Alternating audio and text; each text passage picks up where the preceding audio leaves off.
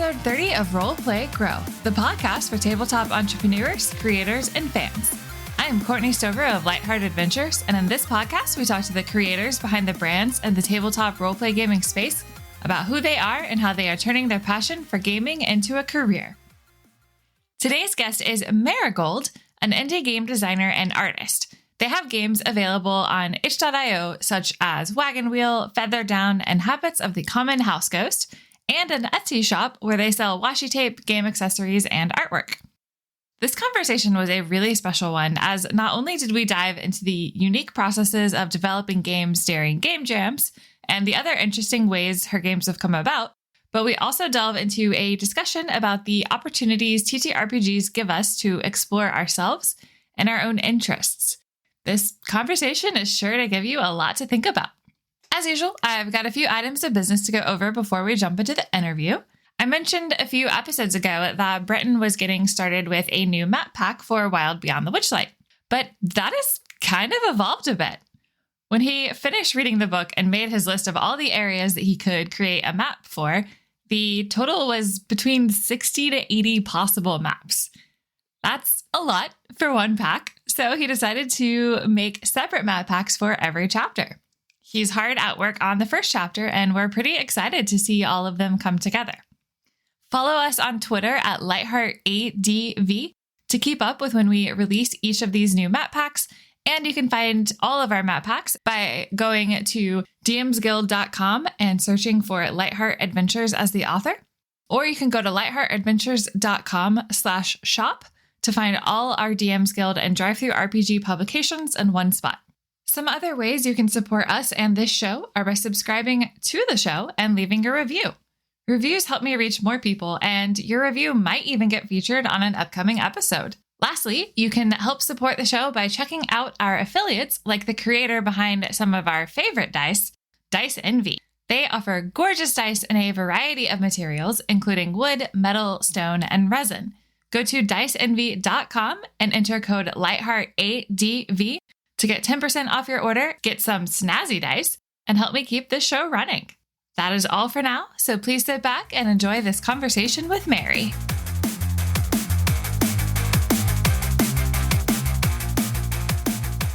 Today, we are chatting with TTRPG designer of games such as Wagon Wheel, Feather Down, and Habits of the Common House Ghost, Marigold. Hello, Marigold. How are you today?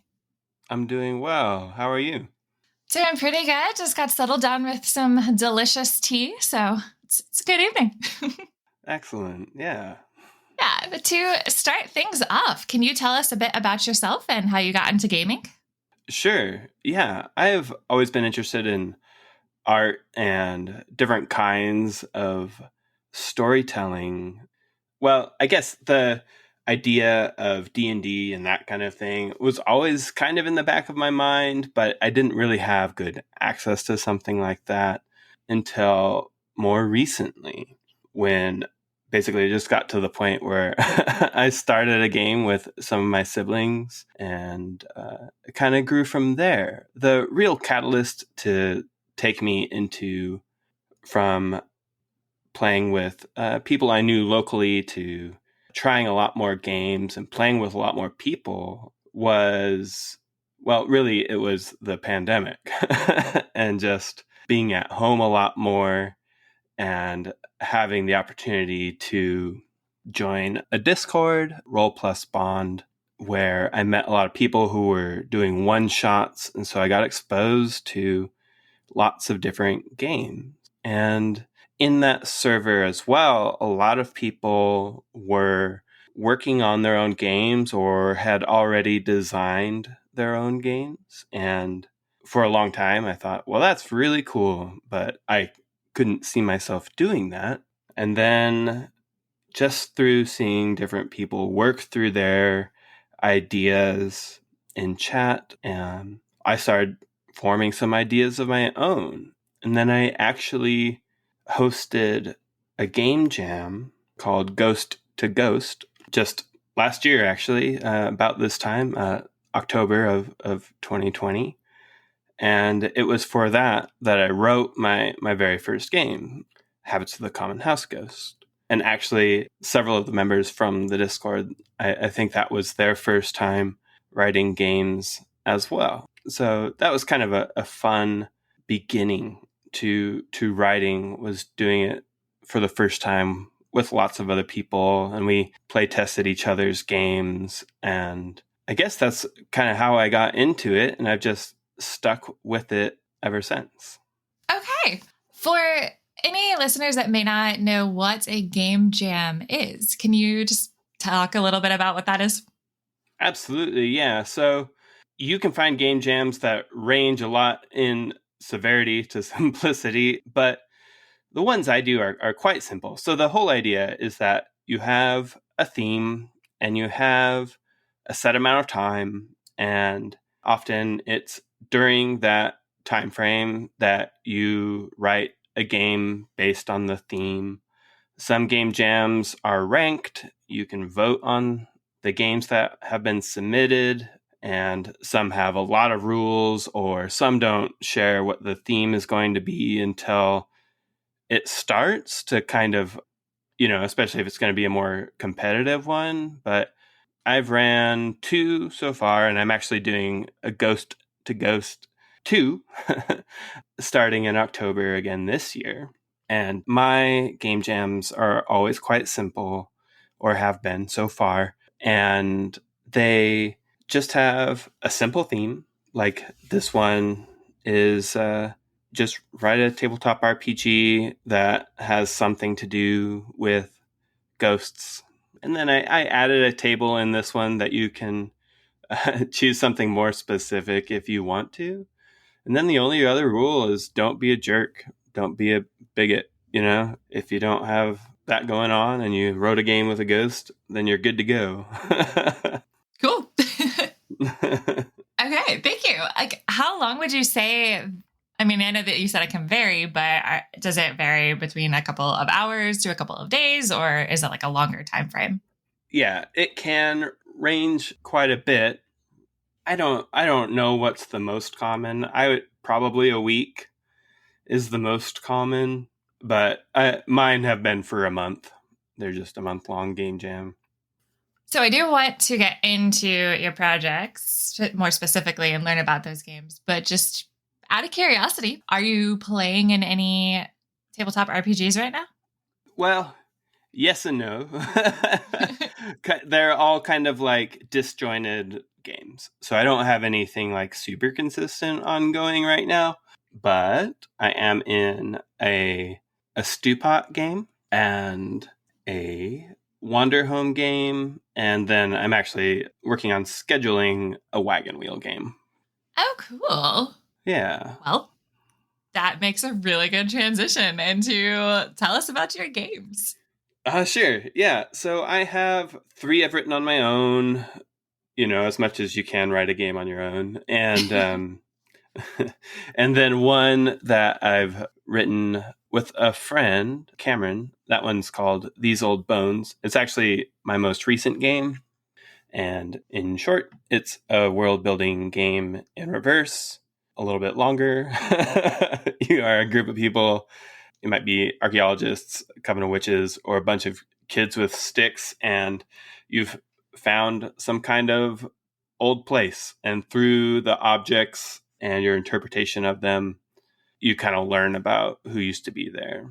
It's a kind of a map drawing game, but you draw before you know what the thing is. So you draw and then you roll some dice to get clues as to what the thing might be. And then you spend some time thinking about like how it might have been used or talking about that, depending on what kind of clues you get. Yeah, so that's the most recent one. And since I did that one first, I guess I'll just go backwards. Then we have Feather Down, which is the one I wrote for the Once Upon a Blue Monday a Sad Game Jam that I ran in January. And it's about being lost and unsure and moving forward anyway. In it, you play as a migrating animal that gets separated from their group. It is a hack of Accursed, which you divide a regular deck of cards into suits. Actually, in theirs, they use a tarot deck, but I just use a regular deck.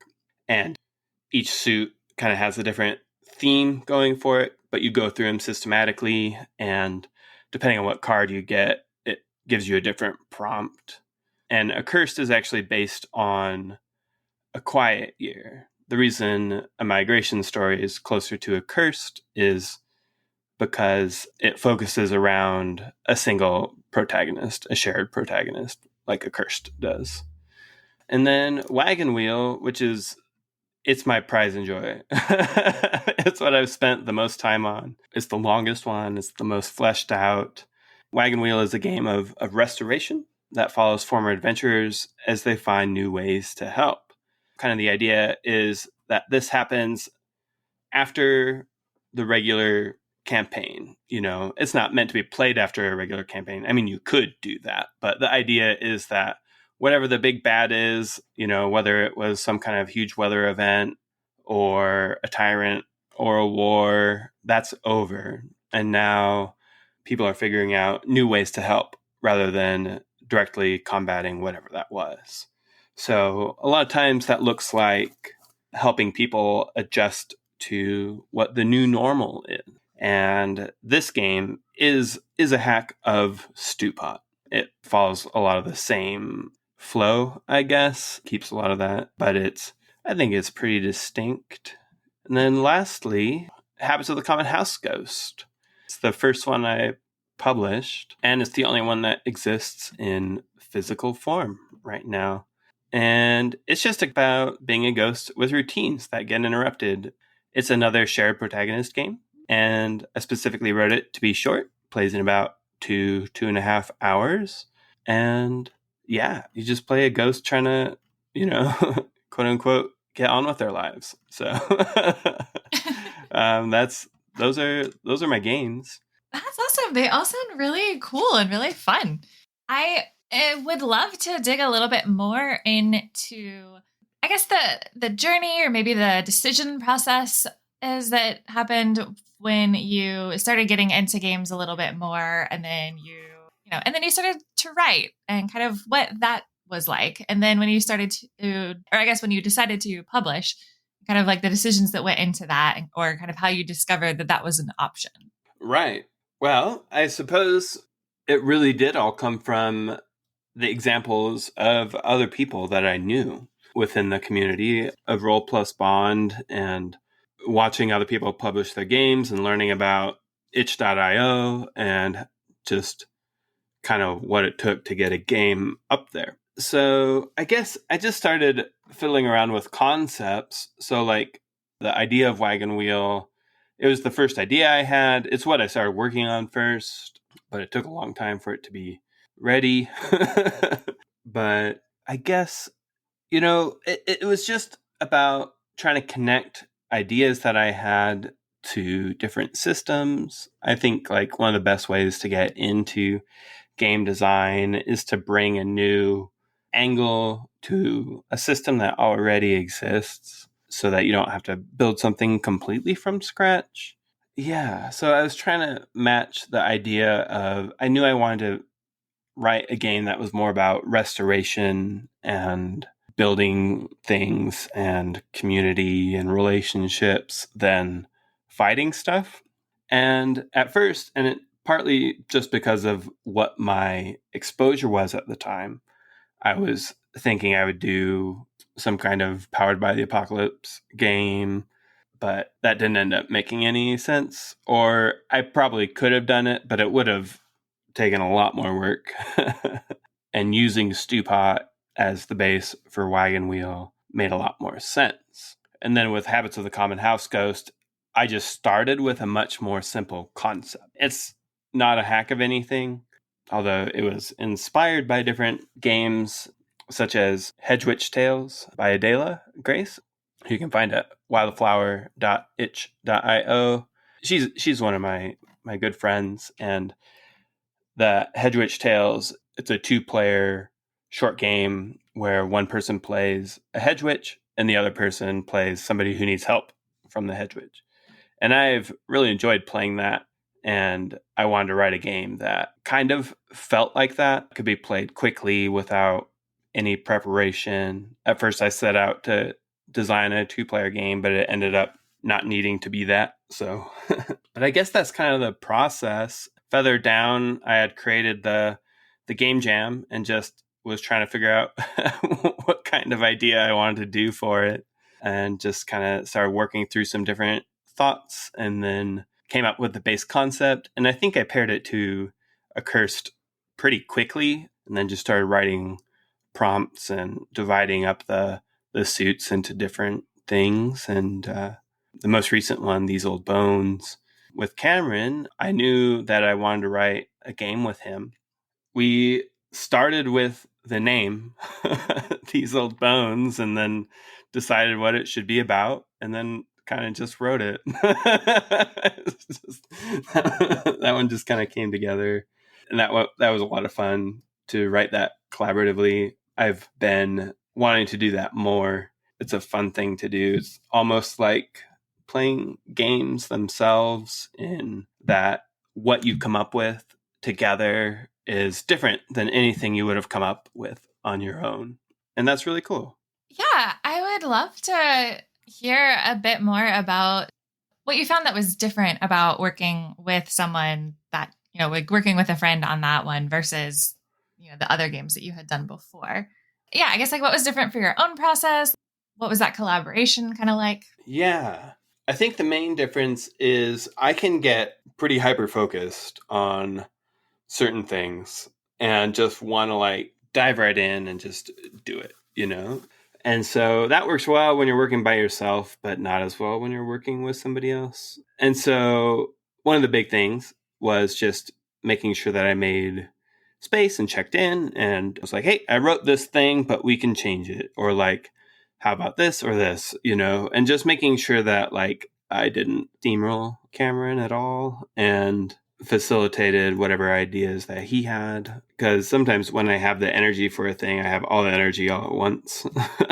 So I try to like make sure I do the thing, but I also want to make sure that I'm, with this kind of project, cooperating with my co-writer. But it was a lot of fun to dream about it. And then Cameron brought a lot of really, really good ideas to the game, especially around how a lot of modern day archaeology is colonialist and takes advantage of the people who actually live there. You think of museums and like where they got the stuff that they have to display, and like it's not usually ethical or moral. And so I wasn't thinking about a lot of that kind of stuff writing this game, but Cameron brought that to the table and was able to add a level of conscientiousness to These Old Bones that I wouldn't have brought.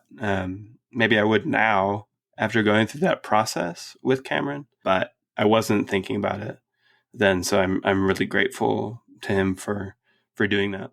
Yeah, I really think there is something special about being able to collaborate with someone that you trust. It's really interesting to hear kind of what that was like and what Cameron was able to bring to that process for you. I know we've talked a little bit about some of the different ways that you brought these games to life, whether that was via game jams or conversations that started with friends and the groups. But when it comes to actually putting it together, essentially everything from like concept through the writing, through the, I guess, the design of it. Like, are you doing all of your own art and layout? And then like talk about playtesting. I would love to know like all the different steps and things that you like to consider along the way. Oh, sure. Yeah. Gosh. I guess it's been a little different with each one. So with Wagon Wheel, the cover is painted by an artist and friend of mine, Matt H. Taylor. And you can find him on Instagram at Matt, MATT _ AYTCH. It's like H spelled out _ Taylor. And he's amazing. All his art is so full of heart. When I was ready to commission somebody for the cover of Wagon Wheel, I knew that I wanted him to be the one to do it. So I was so glad that he had the time and the desire to paint that for me. For everything else, I've done my own art. For Habits of the Common House Ghost, it's the only one that's illustrated internally as well. I did that in preparation for printing it and ended up finding like art style I hadn't used before for that, which was a lot of fun. So yeah, so I ended up doing that when at the same time I was learning how to actually lay out a little zine to get printed. But more from like the start to the end kind of idea with each of these games. I always start just in a Word document, in a Google Doc, laying it out as roughly as I can, trying not to get stuck on ideas like they're the finished product, and just having like a little to-do list at the bottom that I fill out and cross out. And, Wagon Wheel obviously has the most extensive one of those because I just put a lot of work into that. The other ones I didn't. I mean, I put a lot of work into them, but they just didn't have quite as extensive to-do lists. So yeah, so once I had my system worked out, I've started playtesting earlier and earlier. Wagon Wheel, I had to have a lot more established, a better understanding of how it worked since it's the most complex one. Habits of the Common House Ghost being the first one I actually published, I waited till I had a pretty complete rough draft of it to start playing it with, but I played it with people I knew first, and then I started extending it once I had it a little more complete. And then Feather Down, I started playing pretty not long after I knew what I wanted it to be. These Old Bones was pretty, it wasn't like done, but it was pretty well along. Cameron and I ended up working kind of fast to get it put together. But playtesting, there's a lot of conversation around playtesting, or I've seen tidbits of it about like how much playtesting helps. And I think that probably depends from designer to designer. But for me, it helps a lot. There's things I think are evident or make sense that aren't or don't. Or I'll see somebody do something and it'll inspire me to make that easier to do in the game, make more sense. Or there was a lot of playtesting stuff in Wagon Wheel, stuff that came up in playtesting that ended up in the final draft as options for the different mini games, because that's the way Wagon Wheel works. If you're not familiar with Stewpot or Firebrand's games, well, it's similar to those in the sense that you have a character and then you play mini games with other people's characters. In Wagon Wheel, you move from town to town, helping people out, where in Stewpot, you're stationary. And in other Firebrand's games or Firebrand's hacks, they range all over the place. The original Firebrand's is a mech adjacent game, but there's been lots of hacks over time. Just this past Sunday, I played one called Ocean Tides that has 3 factions in it. That's pirates, the Navy, and mermaids. So you got those 3 factions right off the bat, and one person plays in each one. Wagon Wheel is not quite like that in that sense, but Stewpot draws a lot from that Firebrand's game, and Wagon Wheel does too. So I guess, one of the things like with Wagon Wheel was once I knew what I kind of wanted to draw on, I wrote the whole thing before I really started referencing other games that it was trying to pull from, just so their ideas didn't just seem like the best ideas. Because I wanted to get all my ideas out there and then kind of temper them or adjust them based on what I read in other games. So, and I think I've done that pretty much with that one and with the other games I've written that are influenced or hacks of other games. I don't know if I answered all your question there, but yeah, no, like it's interesting, and I get that it's been different for every game, or it's been a different thing, I guess, that's made each game kind of come to be. So, well, yeah, because both of like what the game is different. Like, there's a quote. Actually, I don't know who it's actually by. I heard it from Neil Gaiman, but it was advice that he got from somebody else where he's like, I think I finally figured out how to write novels. And whoever he was talking to, I'm sure somebody knows, but I can't think of it right now. I want to say Terry Pratchett, but I'm not sure if that's true, said, no, you've just figured out how to write this one. Like, once you start writing the next novel, you're going to have to start over. And that's kind of how it feels. Although, like, I'm more comfortable with that process, if that makes sense. Each one is like its own thing and needs different kinds of attention, different kinds of work. Like with Feather Down, I had to write a ton of prompts. I ended up writing a lot of prompts for Wagon Wheel too, but it was not in such a concentrated time span. And the majority of Feather Down is prompts, where when in Wagon Wheel, I could kind of bounce around like, okay, I can't think of any more stuff for this right now. So I'll go work on straightening up character creation a little bit, make it a little more simplified and make sense a little bit more. But yeah, each thing is just kind of its own deal that I have to kind of figure out what it needs from me in order to make it good. Fair enough. Yeah, so I'm a little interested just to make sure I like understand the mechanics. I know that you've got, I guess, different ways or different kind of materials that are listed for, things to have to make the games work in each game. And so you've got, dice and a coin, a way to take notes for Habits of the Common House Ghost.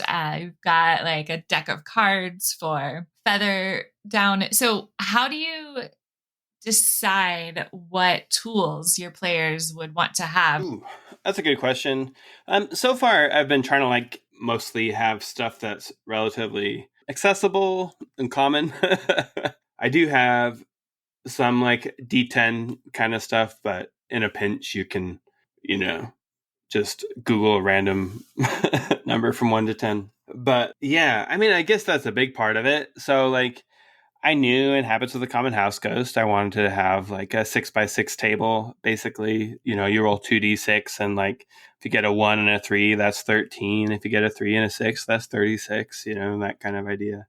So I knew I wanted that. So that's what happened there. And honestly, there's a coin in Habits of the Common House Ghost because I wanted to make a coin for the Kickstarter. Coins are a central mechanic. It's really the only physical mechanic in Wagon Wheel at all. Well, it's really how you decide if people trust you or not in the town that you're in. Yeah, and then the cards for Feather Down, it came from, that's what Quiet Year used. That's what Accursed used. So I just followed that example for that one. And then These Old Bones is a drawing game, which is also another kind of Quiet Year thing. I know other games do it, but that's the one that I was most heavily drawing from for that initial idea. So you just need a big piece of paper or a place you can draw online with other people. I actually haven't played all of these in person with people, but I have played Habits of the Common House Ghost in person and These Old Bones in person, which is fun. So yeah, the rest of it's all been online. And so I guess in a way I write from that perspective. Obviously I want people to be able to play these in person, but the majority of my gameplay has been over the internet. And so I think I write with that in mind first. You said that you got a lot more into writing because of COVID. So just what's the timeline of this been? When was your first publication? Like, kind of when did this all start? Yeah. So Habits of the Common House Ghost is the very first one I published. It was October 13th, 2020 was when it came out. Wow. Yeah. So I'm kind of new at it, but I've also written 4 games and I think they're cool. So and that was for the Game Jam last October. I'll write something else for the one coming up. And I kind of have 2 games I'm working on with other people, just kind of working away at those when we get the chance. Yes. So about a year ago I don't know exactly when I started writing Wagon Wheel. I bet it was in August, July of last year, something like that. I mean, that's wild. Like 4 games in less than a year. Like, that's awesome. Well, thank you. Yeah. So I do want to circle back to something that I heard you say. which was that you did a Kickstarter for Habits of the Common House Ghost? Yeah, I did. Yeah.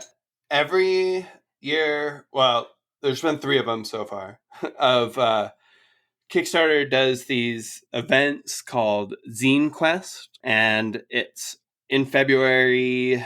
I can't remember. It's like a 3-week long, maybe a month long thing. I can't exactly remember. But you have a date range that you have to have started your project during for it to qualify to be part of it. But it's for short tabletop RPGs or things that go along with pre-existing tabletop RPGs in short format. So it's supposed to be, I think they're kind of loose, really, on like their rules they lay down. I don't know how strictly they enforce them, but so far I've followed them more or less. But I wasn't planning on entering, but then I was like, maybe I will. So I kickstarted Habits of the Common House Ghost. I printed a whole bunch of copies of the game. There's actually right now on itch.io a ton of community copies because of the support that I got for the game itself on Kickstarter. And then I made some coins and some stickers. You can find all that stuff in my Etsy store if you want, which is just Marigold Cottage Ghost on Etsy. And you can just get the PDF is easy to find on my itch page. That's really cool. Like, I've heard about the Zine Quest, but I hadn't ever really looked into it. Mm-hmm. Curious on, I guess like what it takes to be a part of that, like how, if it differs from a Kickstarter that's not part of that promotion. Yeah, so they release their guidelines at the beginning of, well, I'm not exactly sure when they do it, but sometime before it actually starts. And I think at this point, people just assume it's going to happen. And for that, it's really great because a lot of people are looking for tabletop RPGs to support, and then lots of people are recommending each other. So it's really a good time to just kind of like put something out there. And apparently, statistically, as long as you have a reasonable goal and a decent pitch, like your chances of funding are pretty good. And yeah, some people see a lot of success with that.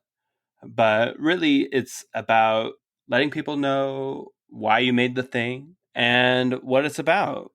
One of the things I like about Kickstarter is I can keep like editing the campaign, not so much the rewards, but I mean, you can add rewards, but you can't change them. But you can keep adding illustrations and stuff. So as I worked on the game and started drawing more for it, I was able to kind of add those to the page, which was fun. And then once we reached the point where I had raised enough to add another type of metal to the coin I was making, I could just update for that.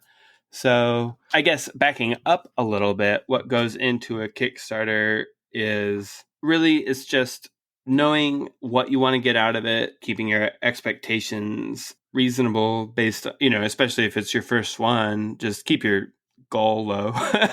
Honestly, don't go too high. And also the other side of that is don't undersell yourself. You got to find a balance there. And part of that is looking into pricing for what it would take to make the things that you're planning on making ahead of time. So I went and got pricing for especially the coins. I knew that was going to be the expensive part. The zines ended up costing a little more than I thought they would, but that's okay. It's just, it's a learning process. It's going to be a learning process. Probably every time. I've only done 2 Kickstarters so far. This one, and then I did one for washi tape a little while back. But yeah, really, it's just about presenting what you want to make, making sure that you have some reasonable prices in hand. I like to run it by some friends, just to be like, hey, does this look good? Does it make sense? And when I did that with Habits of the Common House Ghost, with my friend Adam Bell, who's had several successful Kickstarters himself, he was like, you just need to charge more for everything. I was like, all right. You got it. So I did.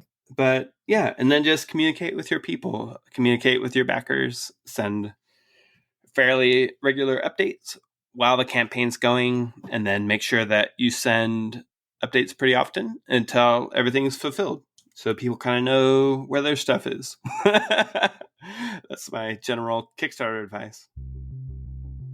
Hey entrepreneurs! I love introducing you to new creators every episode, but I could really use your support.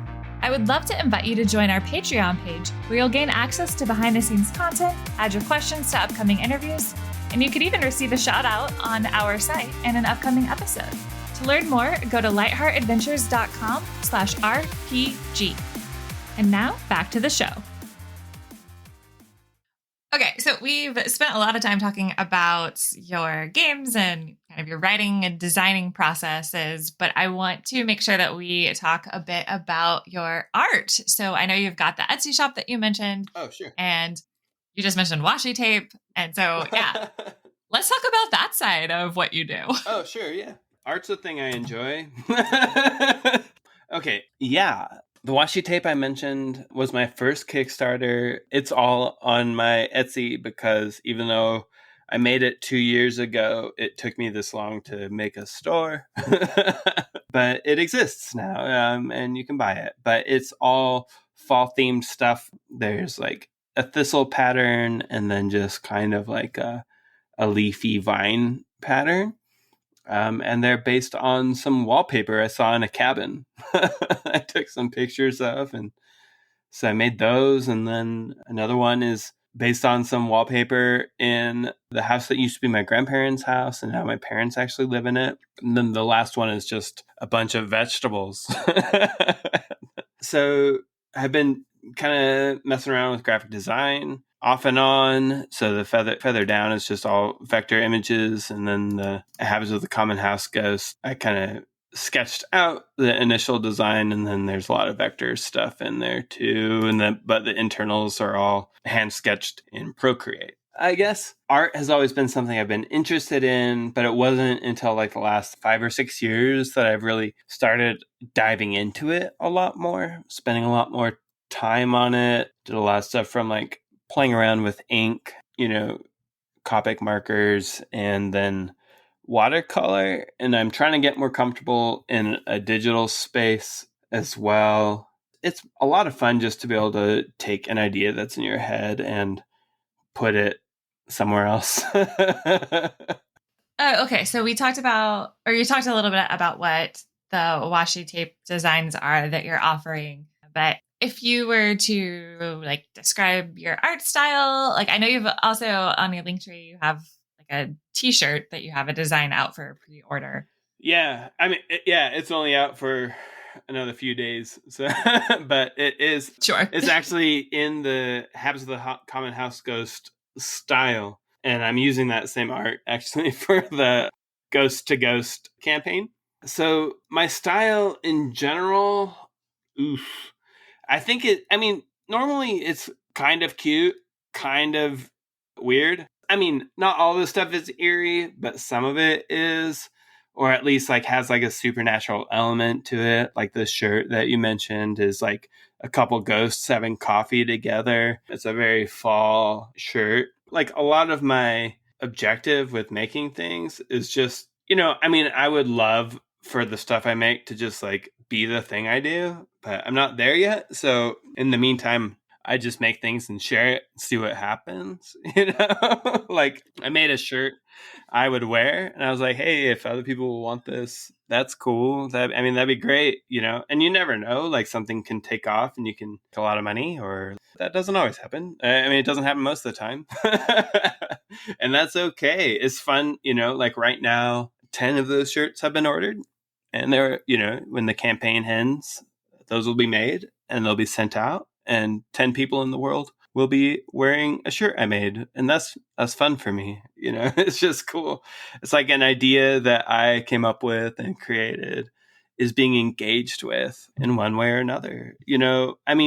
Still like my favorite art form is still like the collaborative storytelling. And there's an element of telling these stories together and then capturing that in some way, whether it's recording or notes or just thinking about that interaction that happened 3 years ago in a game that made you cry a little bit. Just remembering those things. I love that a lot. And, creating these digital art pieces or paintings is similar in the way of creating something that people interact with. I just don't get to know all the time how they interact with it, but that's only one piece of it. It's still beautiful that people see it and enjoy it. Like I had 107 backers on my Habits of the Common House Coast Kickstarter campaign, which is wild to think that 107 people have my game. It's more than that because of the ones that I've sold just on itch, but it's just kind of cool to think that, like I won't know what most of their experiences are like with that game, but they have it. And some of them have played it. I hope they've had good experiences. I'm going to go ahead and assume that they have. And that, I just think that's cool that you can make something. And there was a time when I was studying linguistics. In linguistics, it's a common thing to bring up that the sentence you're about to speak, there's a really good chance that nobody's ever said it before. And I think I've taken that to heart. Like the thing you're about to make, the game you're about to play, nobody's ever done it before. It might feel like everything's been done, like everything's been said, like everything's been explored. And in a way, that's true. Every theme has been touched.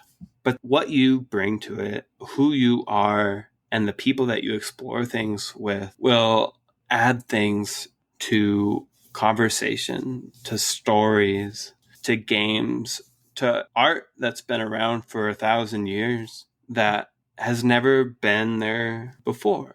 And I think that's what's incredible, both about people and about art and about the collaborative storytelling process that is tabletop RPGs. That is amazing. That is really special. And I've never thought about it that way before. That is why I've been so drawn into tabletop RPGs, is because at their heart, they are a collaborative self-exploration, storytelling art piece. I was going to say exercise, but that didn't quite feel right. But it's like, basically, you have the chance to explore a part of yourself with other people in a way that lets them see that, but also you can shield the intention in a way that lets you explore it without them knowing that you're exploring it. But they also are collaborating with you on it. So, for example, whether it's philosophy or you're exploring your own gender identity or sexual attraction or anything like that, you can do that in a tabletop RPG and nobody knows if you're just role playing, if this is just the character you made, or if you're trying to figure something out about yourself. A lot of times, most of the time it's both, whether you know it or not.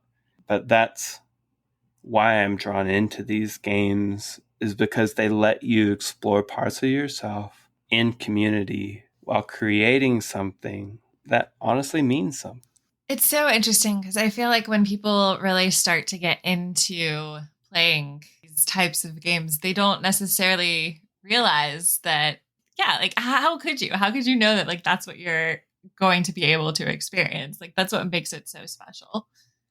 And I think that that's why people just keep coming back and wanting to play more and more, is because they just get this freedom to explore and connect that you don't necessarily get to have as much the rest of your life. Right. There's it's almost like an unguardedness you can bring because you have the kind of mask of another character.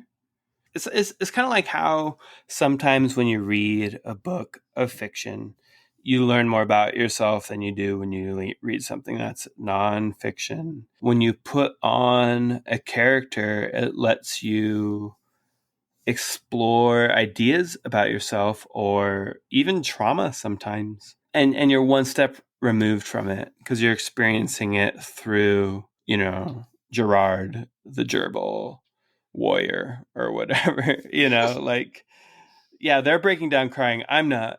Like they have, I mean, I am also, but it's because, like you're able to put yourself in them, and it's like one step removed. Like, I mean, I'll tell you, like, I've developed like a cipher that I journal in sometimes, and it like lets me have like one step removed from my thoughts. Like I can write in it, but I can't like read in it very fast. And so like when I'm wrestling with something or when I'm dealing with something, I can write in that, and it kind of gives me like a space between like what I'm thinking and what I'm writing. It gives me room to process, where like if I just wrote it in plain English, it would feel too brazen. And I feel like tabletop RPGs can give us a similar space to do that. And in a way, that's why I've been focused on GM-less games so much, is because it kind of puts everybody on the same like creative level. You can explore that kind of stuff in GM'd games for sure, but in GM-less games, you have the same level of authorship as everyone else. When you have a facilitator, mainly what they're doing is referencing the rules, making sure everybody has the same amount of space to speak, but they don't have more like narrative control. So it gives you lots of room to dive into whatever you want to dive into. And I think that's really cool. I mean, obviously there's safety tools and stuff to make sure that what you want to dive into isn't somebody else's like trauma. But and that's really important too. And I love that that's becoming a more common practice in tabletop RPGs. Like you'll notice, or at least the indie tabletop RPGs that I know about are predominantly queer. And I think there's a reason for that. So there's, well, I'll say this, a common safety tool is lines and veils. Lines being things you just don't want to show up at all in any way, referenced or whatever. Veil being stuff that can kind of happen, but you don't want the camera to linger on it, or it needs to happen off screen. And something you commonly see in that kind of stuff is like bigotry, homophobia, transphobia, racism, and people get to create places where who they are is accepted and loved and cherished, and not like a thing to be commented on. It's just another way of being. And I think that's really cool that people can create these spaces with people they know, and sometimes even with people they don't know, where they can just be themselves and just explore ideas of identity on a deeper level than they probably comfortably can in their lives, and be validated by the world that they've generated with the other storytellers. Absolutely. That's something that I've really come to appreciate the further that I've been diving into the indie TTRPG world, is that so many of the games out there are, you just get to be yourself, and that's all it is. Like, you get to be yourself and it doesn't matter, and you don't have to deal with the like more ingrained issues that can come of some of the more older mainstream games. But right. like, not to job names, but right. Yeah. Gosh. Okay. Mary, I feel like I would absolutely love to keep talking about this for forever, but I know we are technically a little past time. That's okay. Yeah. There's a couple questions that I love to ask in every interview, so I just want to make sure that we have some time to do that. Okay. So this first one, the reason that I like to ask is because it feels like a lot of time we focus on all of like how awesome and cool being a creator in this space is, and I want to focus on that for sure. But I also want to make sure that people realize that there are some challenges that come into it. So my question for you is that when you look back over really the last year of getting into this publication and getting 4 different games out and working on some other ones, and just everything that's kind of come about of that, what would you say has been the most challenging part? Oof, that's a big question. But I think the most challenging part of creating anything when you're me is knowing that at some point I'm going to think I'm doing a terrible job and doing it anyway, like just keeping going forward is honestly the hardest part. To put it in a phrase, like believe in yourself. Believing in yourself is the hardest part. Yeah, it's to, because you're making a thing and you're trying to put it out there. And I'm lucky enough to be surrounded, to have people in my life that want to play the things I write, that like I create a play test and, as long as I give enough advance notice, I don't have too much trouble finding people that want to join in and explore that with me. So if I didn't have this community, I wouldn't be creating. That's for sure. So I had the community before I tried, but I think like for a lot of people, the biggest challenge will be finding that community that wants to try new stuff and wants to play new stuff. If you're hearing this and you're like, I don't have that community, you can reach out to me.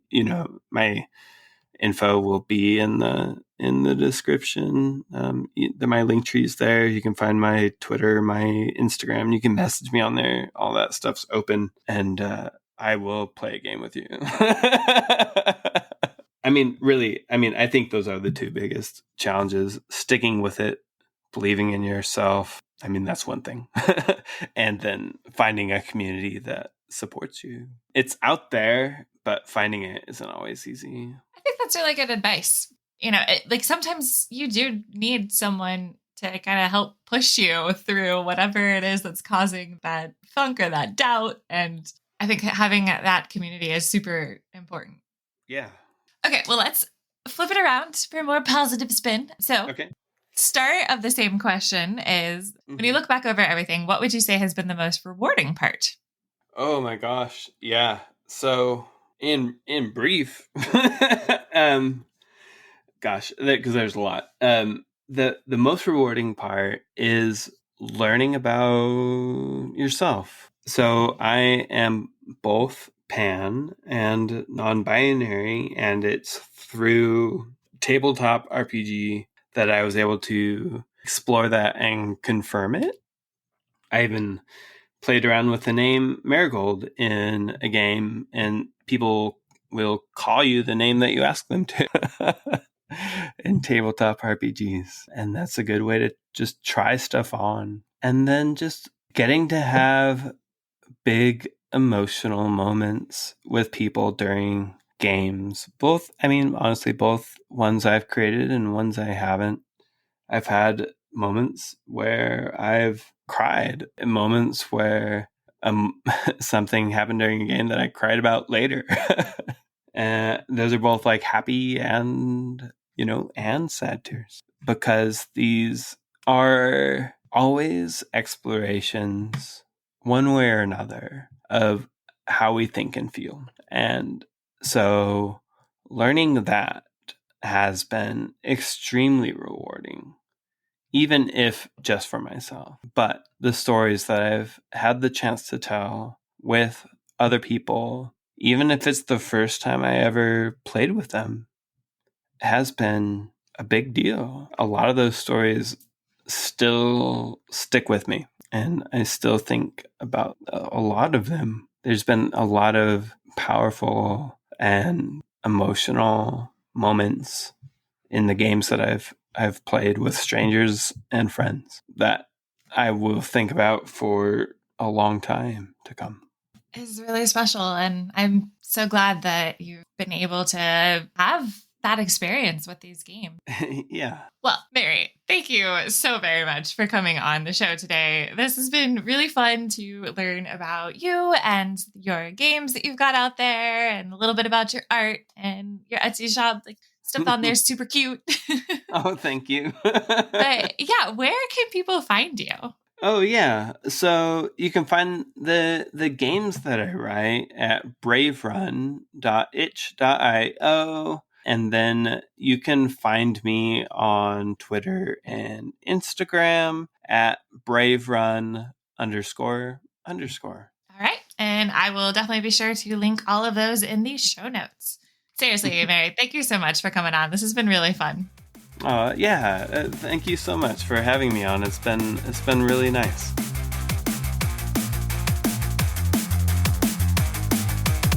You just finished another episode of Roll, Play, Grow.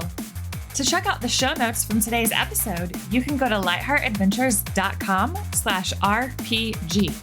To keep up with every episode, please subscribe on your podcast player of choice.